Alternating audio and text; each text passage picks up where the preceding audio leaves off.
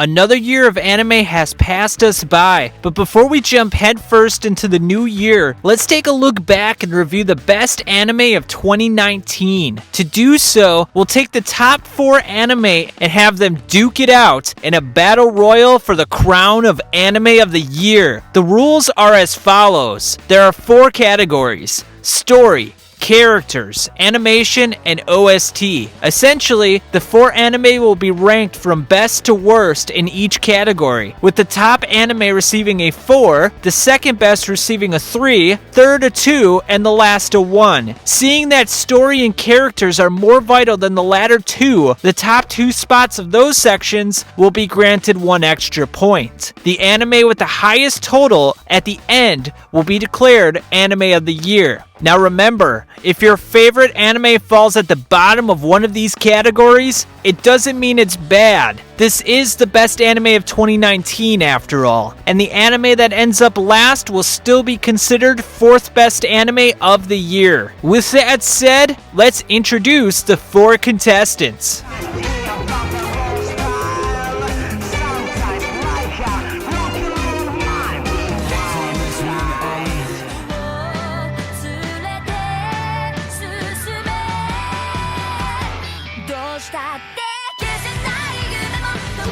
Choice of voice to judge me, the one and only way I can and always see.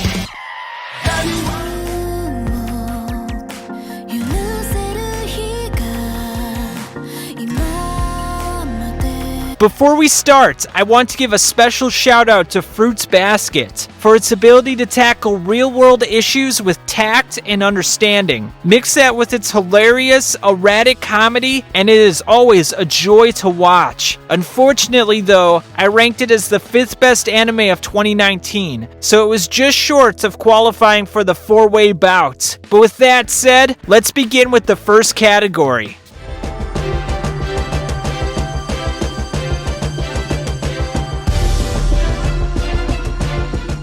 Any anime that wants to be considered good has to have a thematically rich story that avoids needless plot holes and stays consistent throughout. Also, it should have the ability to change gears, going from high-paced action to slow, solemn scenes to give a nice contrast to the viewer. It also should ground itself in a certain level of realism as well. And for that reason, Vinland Saga wins this category, primarily because it took the historical and mythological components of Viking lore and homogenized it seamlessly into the story. We saw Askeladd's crew carrying boats, similar to how real Vikings transported their longships, Bjorn utilizing a berserker mushroom, i.e. the Amanita muscaria, which may have legitimately been used by the crazed berserkers of the past, references to the famed Artorias, who may have been the inspiration for King Arthur, and references to Askeladd, a famed child who is very familiar in Norwegian folktales. Speaking of important people, Vinland Saga utilized a host of characters that were based on real-life individuals. As just previously mentioned, Askeladd was based on the crafty, manipulative boy Askeladd. Canute, for example, is based on Canute the Great, a man who would eventually become the King of England,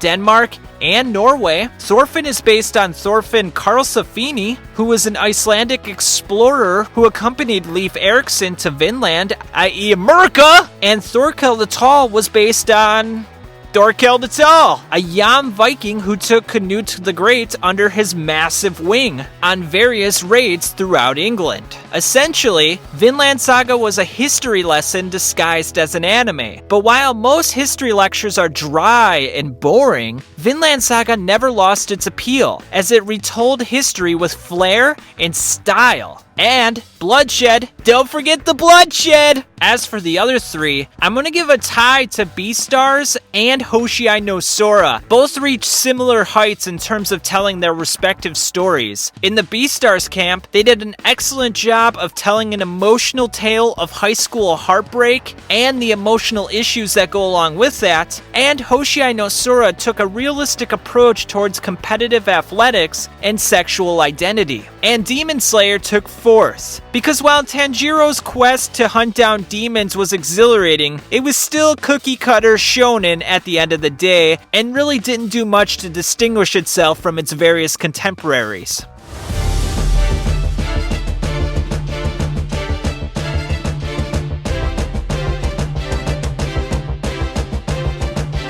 Equally as important as a great story is well-developed, fleshed-out characters. I mean, in a sense, the character can drive the story itself. But the importance of a great character cannot be understated, especially when that character gives you different perspectives on how the world works. Essentially, if the author is skilled enough, they can make the character relatable enough that you could see yourself in that character, but different enough so that they give you different perspectives on the world and open up your reality and give you new insights that you would have not otherwise considered. And for that reason, Beastars wins this category, because its main three characters, Legoshi, Lewis, and Haru, are explored in extensive detail with various layers of depth. Starting with Legoshi, his carnivorous alter ego torments him, especially given the fact that he goes to school with other herbivores, and eating meat is strictly forbidden. We see various moments throughout the series in which he struggles to mute his hidden reality, but it becomes more difficult over time. This is expressed symbolically in episode 4, when Bill and Legoshi put on an act for the student body, signifying that all carnivores are putting on a performance to conceal their true intentions. This dual persona is challenged further by Legoshi's affections for Haru, a bunny girl who is desperately seeking an endearing relationship with someone who can understand her constant fears. What fears do I speak of? Well, her fear of death. In this way, the herbivores are putting on an act just like the carnivores, as they are concealing their fears via overcompensating in other areas. Haru overcompensates via her promiscuous behavior due to her longing to feel loved. And Lewis, a male deer, overcompensates through aggressive outbursts and having a narcissistic personality. Even tertiary characters like Jack, the dog, Bill, the Bengal tiger, and Oba, the eagle, have interesting character moments that give you further insight into their thought processes. Overall, Beastars has a plethora of well-explored characters that face struggles that are not unlike our own. And this relatability establishes a connection that makes the visceral moments more palpable and real. It just feels like an experience that you could go through yourself, and maybe you already have. And that's why it's so beneficial, because it can give you insights on how to handle those problems going forward into the future. Another show that does this quite well is Hoshiai no Sora, as it not only explores sports psychology in a very detailed fashion, but it also looks into characters as they face real-world struggles. Starting with the main character of Hoshiai no Sora, Maki, he has two parents that got divorced, and unfortunately a very abusive father who stops by every now and then and steals money from the family. Not only that, he also physically abuses his son. This puts a lot of strain on Maki, but it gives him inspiration to stand on his 2 feet and push forward into life. It's a very inspirational story that feels very grounded in reality. Toma is struggling with the duties of maintaining balance in the soft tennis club. Also, he has a somewhat abusive mother who doesn't show very much care or affection for him. We also have some characters who went through abuse as children. One of them had scars because of burns from water, and one of them is going through sexual identity issues as well. Each issue feels so grounded and relatable that it's just a beautiful experience, and each episode that goes by just develops the characters more and more to the point where you feel like you know them and you feel like you've had conversations with them in the past. In all honesty, I genuinely felt bad for the members of the soft tennis club when they went through their various hardships, and for that reason, Hoshiai no Sora is going to be tied with Beastars in terms of character quality. Vinland Saga takes third. To be honest, I wanted to rank this higher, but there were far too many quote-unquote anime-like moments for me to do so. Of course, Vinland Saga is an anime, but I wanted it to embrace a solemn atmosphere given the historical tale it was attempting to recreate. For example, Thorkel felt very cliched throughout the series, making numerous faces and remarks that made me roll my eyes more than once. Bjorn, Askeladd's right-hand man, had a moment where he was escaping with Prince Canute when he made a classic anime surprised face. And the list goes on. That's not to say I disliked all the characters. Askeladd, for example, was by far my favorite, as he exemplified everything I imagined a Viking to be. Ruthless, cunning, and a man with a plan for every scenario. Every moment he had on screen was a joy to watch, and if every other character could have been as good as Askeladd, then Vinland Saga could have been at the top of this list. But unfortunately, that was not the case. Also, in terms of Thorfinn, he was underwhelming as a main character. I understand he may receive more growth moving forward, but for now he just didn't do it for me, as he was a very one-note character that was solely bent on vengeance, and he didn't have much character growth besides that. Hence, with all those reasons in mind, Vinland Saga receives the third spot. And Demon Slayer's characters were prototypical. Tanjiro, the focal point of the series, follows the standard shonen hero mantra, i.e., I'll be the hero because I'm a good-hearted person. There's nothing wrong with this archetype, it's just a bit bland and redundant, especially when Tanjiro's sister doesn't speak, limiting her character growth by default. As for the other characters, there's not much to talk about. They all fall under recognizable tropes that have been used ad nauseum, and they offer very little to no nuance. Therefore, Demon Slayer receives the fourth spot.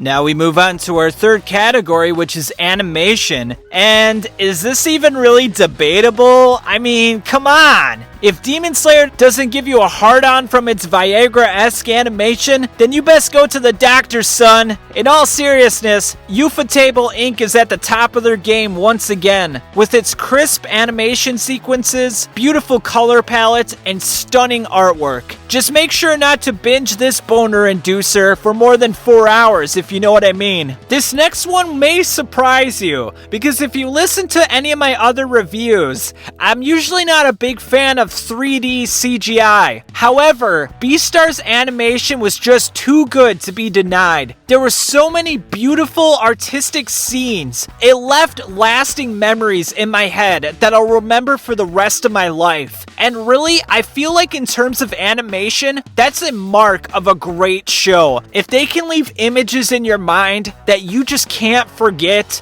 then you know they did something right. There were just so many great still shots in this series, and while there were moments here and there with the action sequences that felt a bit wonky, it wasn't enough to diminish the score for me. Therefore, with all of that in mind, Beastars receives the second spot for animation. Although, to be fair, I could have just as easily given it the top spot. I just feel like Demon Slayer was just a hair better, and the action sequences were so fluid and downright awesome and spectacular, whereas Beastars was just a little clunky and a little bit wonky for my taste. But it was very close, and to be honest, the still shots for Beastars are some of the best I've ever seen in the anime medium. Now, as for third, I'm gonna go with Hoshiai no Sora. Hoshiai no Sora had a very simple aesthetic. The colors were muted. There was no sense of vibrancy in it. But I actually enjoyed this quality for Hoshiai no Sora because I felt like the muted colors were more down to earth and made everything feel that much more real. So I appreciated that element in Hoshiai no Sora. In terms of the bad, there just weren't enough scenes that really stuck out to me. There wasn't really anything bad about it,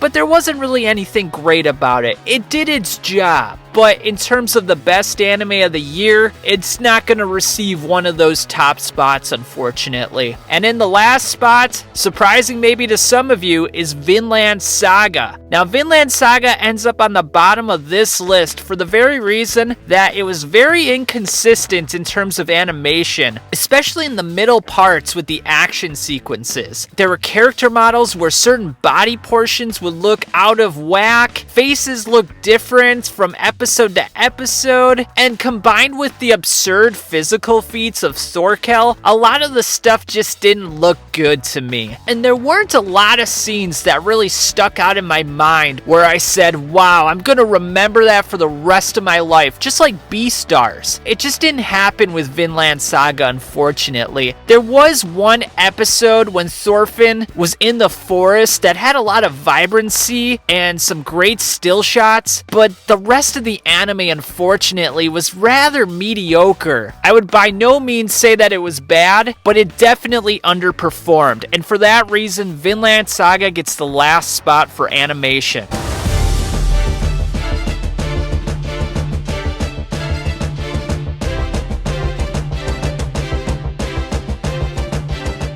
Now we've arrived at the last category, and that's OST, otherwise known as Original Soundtrack. Now this combines all the music in the anime, so OP, ED, everything in the anime. Now opening is going to play the biggest factor because that really sets the tone for the anime, and it's the one that people watch the most. In terms of this category of music, what I'm looking for is something that's memorable and that sort of sticks in my head, and something that I'm going to listen to time and time again. And for that reason, Beastars takes the top spot. I mean, this song, I don't even really need to say much about it. You know, every time I hear it, it's just like so much joy. It's such a nice juxtaposition too, where they have Legoshi chasing Haru, and then all of a sudden they're dancing and they're in love and they're playful. And then at the end, there's blood again, and Legoshi looks like he's going insane. It's a perfect representation of what the anime is all about, and the struggles that Legoshi faces throughout the anime series. So for that reason, Beastars takes the top spot. In terms of second place, that's going to none other than Vinland Saga. Vinland Saga had some very memorable OPs that I won't soon be forgetting. They just weren't as memorable as Beastars, but they were still epic nonetheless, and really set the tone for the series and got you amped up for the explosive, gory Viking battles that would ensue. It was a nice brash opening that just got your heart rate going and your testosterone at its peak limits. Now coming in at third is Demon Slayer. Demon Slayer had a fairly nice OP, and the music was pretty good throughout the entire series as well. I just feel like it didn't do enough for me to be memorable. When I was watching the anime, I would listen to it every time. I wouldn't skip over it like some OPs that are kind of boring. But that being said, it's not something I'm going to be searching YouTube for. It just didn't stick out in my head as much. And then for the last spot goes Hoshiai no Sora. There's really nothing wrong with the music in Hoshiai no Sora, but I felt like I've heard similar tunes from other anime of the past, so it kind of just mixes in with the crowd and doesn't really stand out. And for that reason, Hoshiai no Sora takes the last spot. Now with all the categories finished, let's look at the final scores and determine the anime of the year.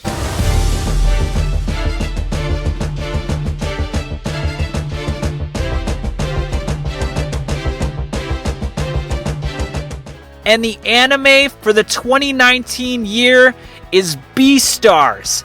And I've got to say, this is a complete surprise to me. I did not see this coming. I made a fall anime preview video back in September, and I was reviewing Beastars. I remember my exact words. It was, then I watched this preview and, ew, what the hell? This animation is gross. And after about the first 2 episodes, that's still kind of how I felt about it. But then when I got to episodes 3 and 4, my tune really started to change, and by the end of the series, I was completely in love with it. It's quite amazing what one series will do to your perceptions on 3D aesthetics. Now, I would still say in general, 3D CGI has its weaknesses, and I would still prefer 2D aesthetics over 3D, but I was immensely surprised with Beastars' success, not only in the animation department, but in the story, the characters, the music. Everything was on point, and it was very close to being a masterpiece for me. I feel like there were a few things here and there that could have been improved upon, maybe a little more exploration in terms of the characters, but really I'm just nitpicking at this point. The series was fantastic, and one that I'll remember for years to come. It's one of the best animes I've watched in like the last 5 years. So an amazing 2019 season. It started off very slow, but wow, it finished strong. I mean, just this December, we finished with Vinland Saga, Beastars, and Hoshiai no Sora. I mean, what a fantastic season. I know expectations for 2020 will be high, but it's gonna be hard to see how 2020 will compete with this. Now, with all that said, let me know in the comments what you thought were the best anime of 2019, and tell me what you thought of this video. And of course, if you're not subscribed, I would appreciate if you do that right now. But with that said, guys, thanks for watching, and I'll catch you on the flip side.